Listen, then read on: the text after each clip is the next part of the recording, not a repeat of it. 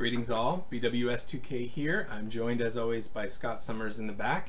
We are in our jammies and unshaven and unshowered because the Brotherhood of Evil Mutants has been tampering with the water pressure in the building. So you're not going to see a whole lot of us during this video. I just wanted to give a little bit of an intro. Last time, so this is the second in a series, last video we created a character using the Marvel Superheroes role-playing system, which is TSR's system from back in the 80s. And during the week since that video, I have converted it over to Marvel Heroic, which we will go over here in a few. And then I randomly generated semi-randomly, I determined what scenario to run using the New York supplement for that same system, and did a little bit of converting, which again you'll see in a minute. So overall, a successful week. I'm really proud of what I ended up with.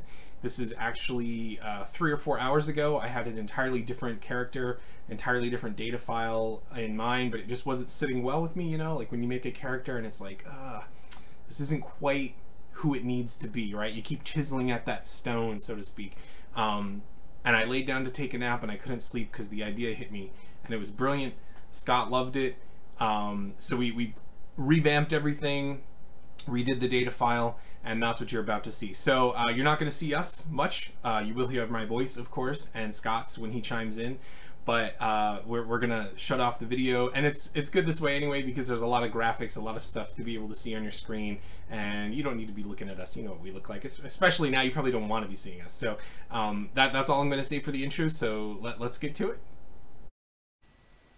Okay, so I've swapped over to my headset mic. Hopefully you can hear me well enough. Scott will chime in. He's got his own headset, but he's usually muted. Sometimes he's doing that on purpose, and sometimes I mute him because he can be whiny, especially when he hasn't had a shower.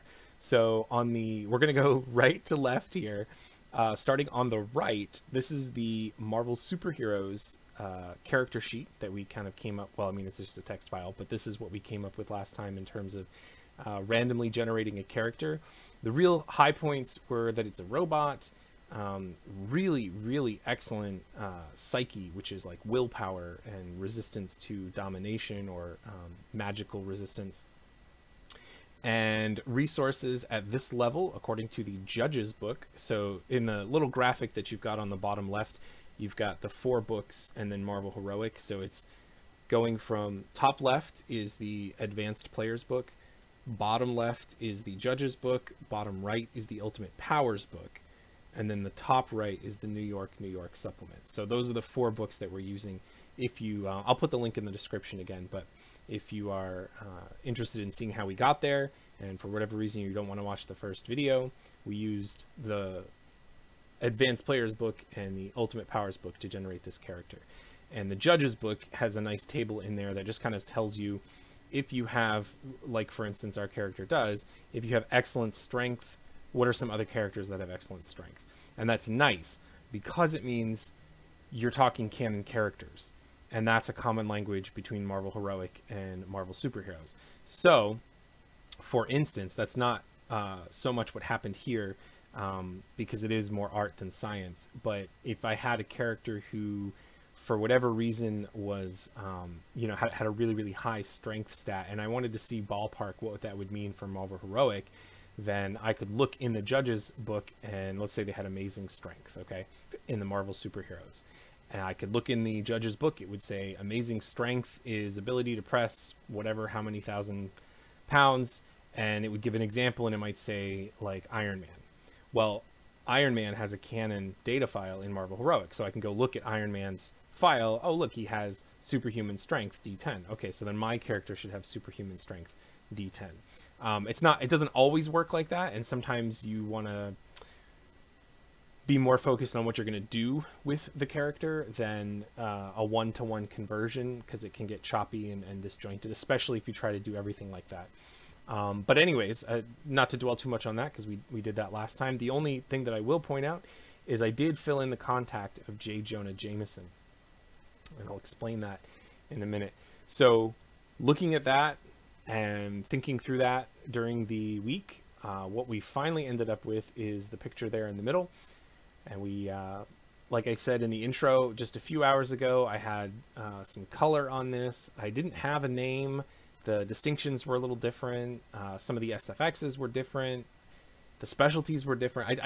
I had an idea. I thought, oh, it'd be cool to play a Sentinel, but like an awoken Sentinel or something like that. And I was really struggling. But then it occurred to me on Friday night, I run a Marvel Heroic game in the Cortex Prime Discord, or Cortex RPG Discord.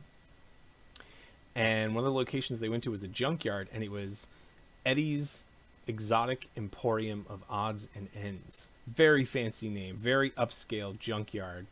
And so I had, I don't know, it was just this idea of what if the random person, well, so wait, let me back up. So I did use some prompts for background generation that I sometimes will use to inspire when I'm randomly creating characters, and I can link to those in the description as well.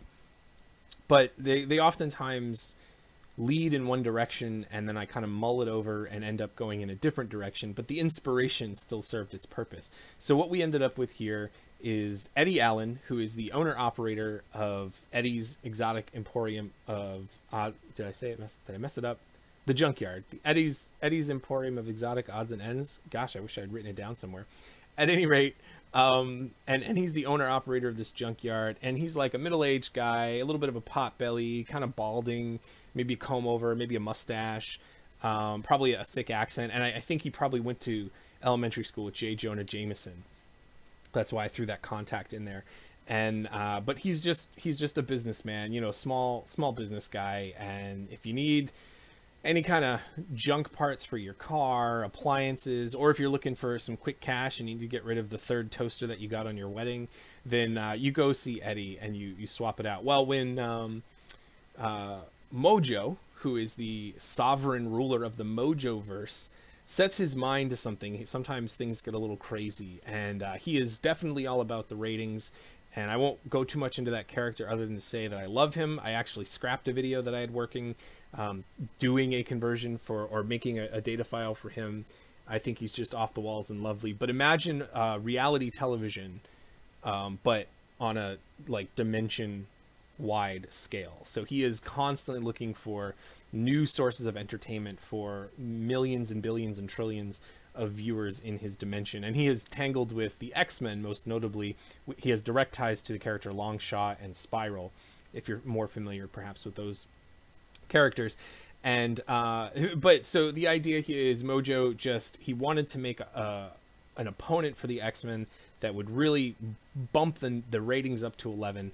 And so he took a Sentinel, abducted a Sentinel, and then abducted just some random guy. And it just so happens that the random guy here was Eddie, and kind of did this transference thing. His idea was he was going to put the mind of a Sentinel in a human body, and that way the X-Men would not be so suspicious of a giant 3-story purple and pink robot that is approaching them, but also, you know, with all of his wizardry and sorcery and stuff, imbue this new creation with powers. And then he's less interested in what happens on the other half of the table with the Sentinel that ends up with the mind of a man. Well, the project was a failure, and he's impatient, Mojo is, and so he hit the escape button and dumped it all back, and so dumped out into some classic back alley, hidden reference there for some of my longtime viewers. Eddie wakes up in a dumpster like, whoa, what just happened? You know, this covered in refuse, and looking at his skin, it's all purple and pink, sort of the coloration of Sentinels. In fact, I'm 50-50 on whether I want it to have a pattern or whether I want it to be like one of those hypercolor jackets. You guys remember those from the 90s? Those are the bomb. I think maybe his skin is like maybe some kind of sheen like that, sort of the purpley pink, fuchsia blue. Oh, it's just lovely. It's lovely. So he's got this new skin, and suddenly he has these newfound powers. He finds that not only is he a little more durable, but he seems to be able to hear a little bit farther, see a little bit farther, maybe in a couple different spectrums. I mean, this is all brand new to him, so he's no expert in how to use these things. He can fly. The heels of his feet actually will jets will come out of them, and he can fly through the air. And then, as if that wasn't enough, somehow finds himself in possession of, I mean, he would most likely explain it as like the Force, because Star Wars exists in X-Men or in Marvel canon, and he would say that it's like the Force, you know, he's got telekinesis. But the reality is his psyche, if you remember in his Marvel superheroes stats, his psyche was monstrous, which is like the top of the chart. And so I figured that was an easy port over to psychic resistance. And then of course he had a number of powers. He had air animation, he had reflection, he had gliding, kinetic bolt, kinetic control, telekinesis, hyper hearing, levitation. I kind of said, okay, what of these powers makes the most sense? Like, let's streamline things. So I originally said I probably was only going to have one power set, and then I thought to separate them out. So the way we got those two power sets, the Sentinel physiology and the bonus features, what I'm calling the bonus features, are I basically took what would he have taken in that transformation process on a physical level, and what might he have taken as a sort of side effect, unintended side effect of the transferal process. I think this is probably the easiest way to have done that. So I combined everything kind of into a telekinesis D10, but I also gave him the telekinetic blast that kind of takes care of the telekinesis and the kinetic bolt. It gets rid of the air animation and the gliding, but of course we do end up with flight, and then the psychic resistance at a D10 as well.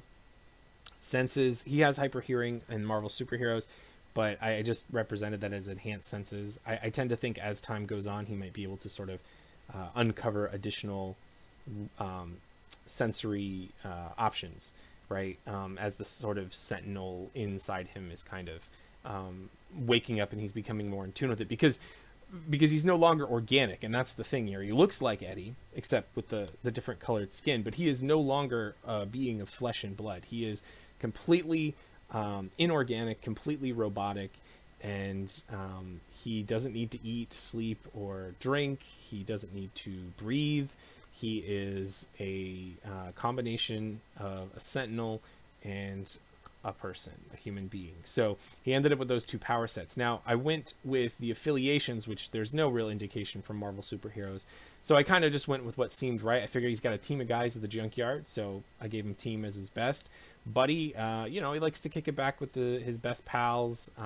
Maybe he likes to hit the pubs and I don't know. I don't see him as a married man. I don't see him really as a girlfriend, but that doesn't mean he takes himself out of the dating pool. You know, he's always looking. So when he's alone, solo is his weakest. Maybe that changes later on. Maybe it doesn't. I don't know. That was just kind of, again, off the cuff, more art than science. His distinctions, Eye Sentinel, which is a really great, I had something there and someone on Twitter threw out a better idea. I loved it.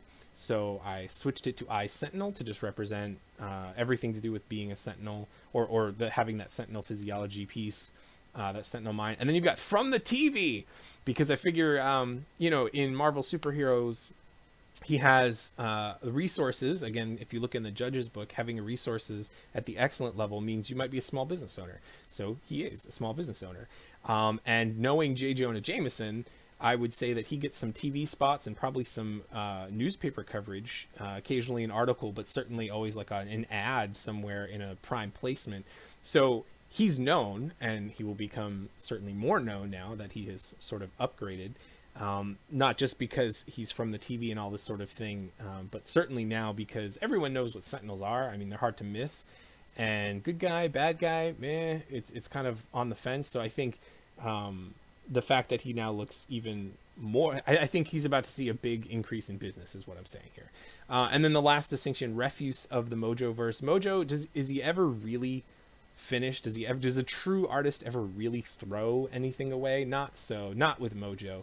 There's still connections there. He may show up and decide that he can get a good you know, series out of this guy, or he may decide that he wants to undo what he did. Maybe he wants it back. You know, the Sentinel body is his property or something like that. You never know with Mojo. You just never know. But it's always going to be some wacky hijinks and some serious sorcery and over the top. So you don't ever just cut that off. So that's the third distinction. And I do think he's going to call himself the Sentinel Man. I'm the Sentinel Man. I'm going to help you out. No worries. The Sentinel Man is on the way. And I just think that's perfect. For the SFXs, we have still wonky. That's just representing the fact that he is coming into his new body. I mean, this is a fairly recent transformation, okay?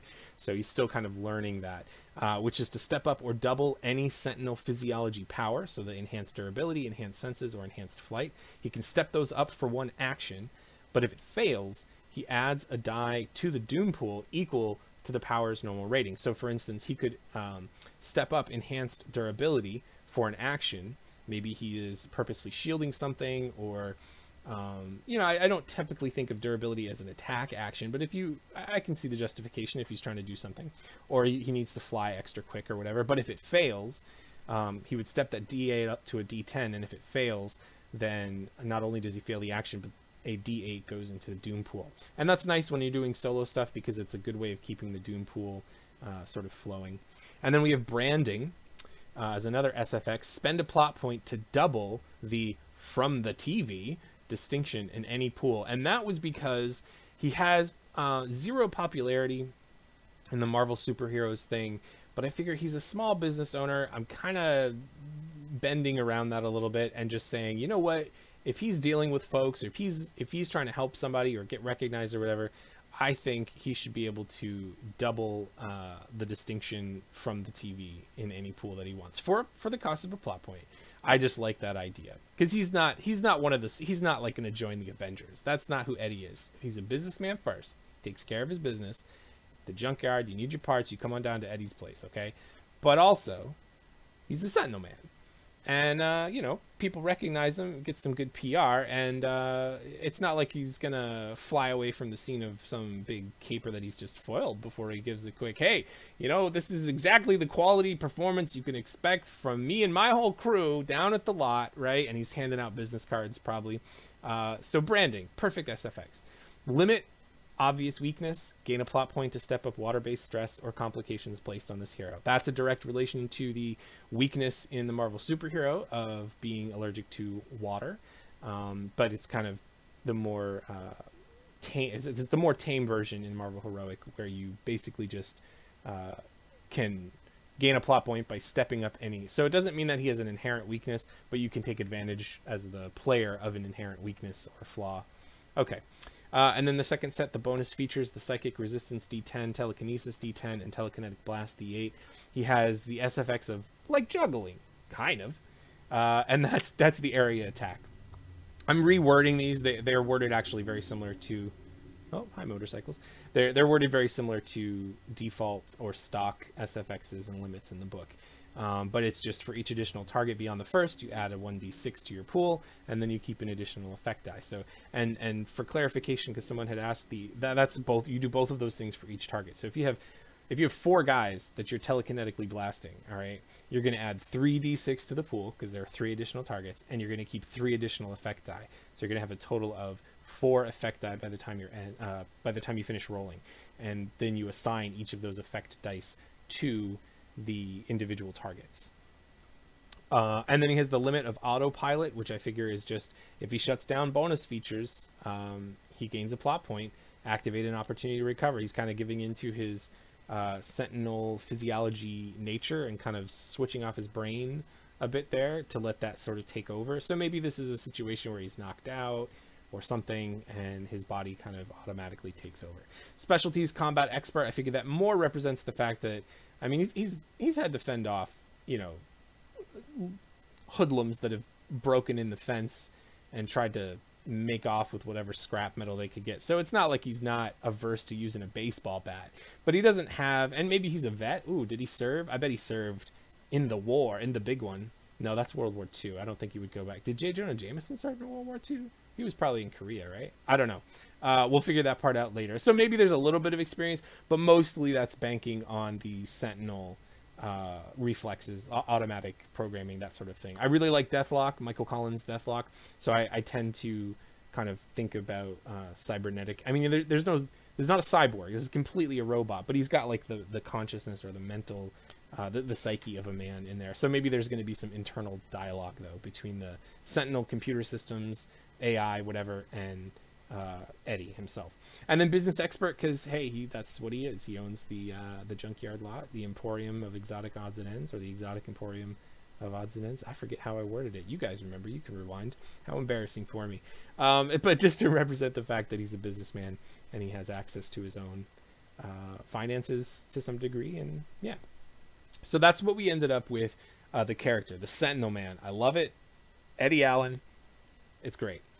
Now, so that's kind of the second piece of what we did. Okay, we generated it, and then we converted it, and then taking a step back from that, we went to the New York supplement. They have this thing called an encounter wheel, which is the thing you see there on the center left. And basically there are certain criteria. You start at typical. There are certain criteria, and you spin the wheel. And as you spin the wheel up top where it says excellent, it starts at typical. As you spin it, the numbers in the little slits, like where it says PC, DL, and V on the right hand side, and then on the left hand side where those numbers are in those corresponding slots, those change as well as you spin the wheel. And it says if you have a certain ability rank, then spin the wheel to the right. If you lost your last encounter, spin it to the left. So it's kind of trying to calibrate for your power level in a sort of ballpark way. And then once you have that determined where you're at, so we ended up on the excellent column, then you roll a die and you you roll a 10-sided die, and that will tell you the encounter, whether in this case it's a petty crime, daily life, nothing happens, or a vendetta. And that can't be right because we ended up with a burglary.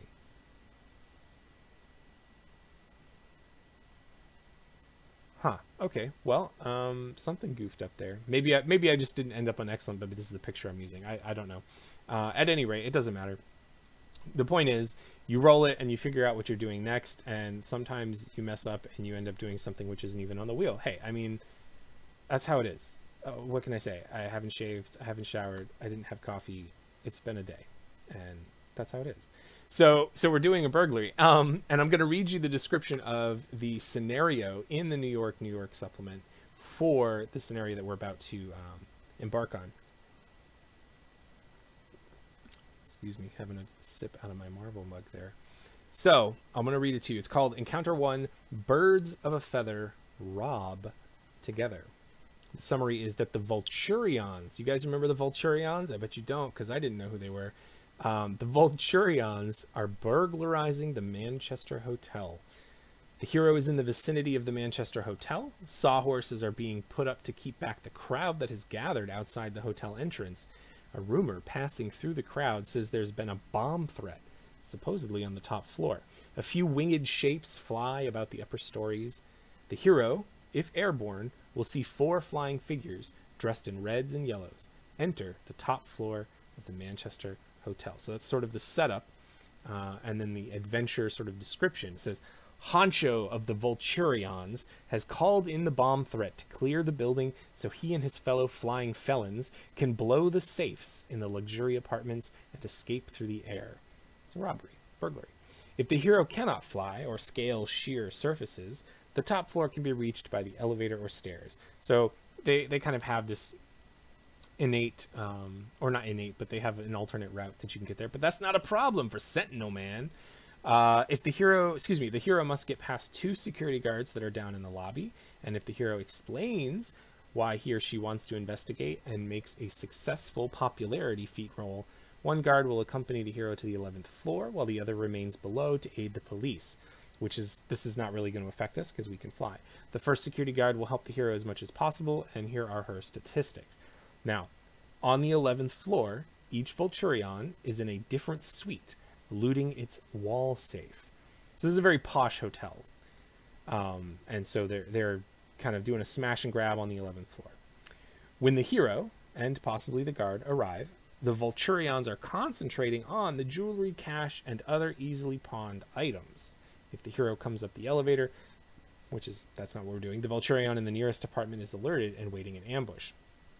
So I think we're going to end up going first here. I'll have Scott running the Vulturions, but I think we'll go first because we're not coming up the elevator or anything like that. We can kind of come in through a window or whatever. The Vulturions will try to neutralize the hero as soon as possible or escape with as much of the valuables as possible.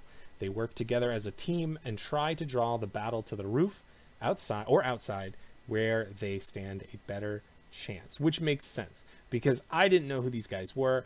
I looked them up. They have a sort of character sheet in the book, but the bottom line is, you know who the Vulture is. Everybody knows who the Vulture is. The old guy, he's green, and he's got the suit that flies. Okay, so these guys, some of these guys anyways, served prison time with him and learned kind of how to make the harness like he did, but it's not as good, and they're also not as good using it.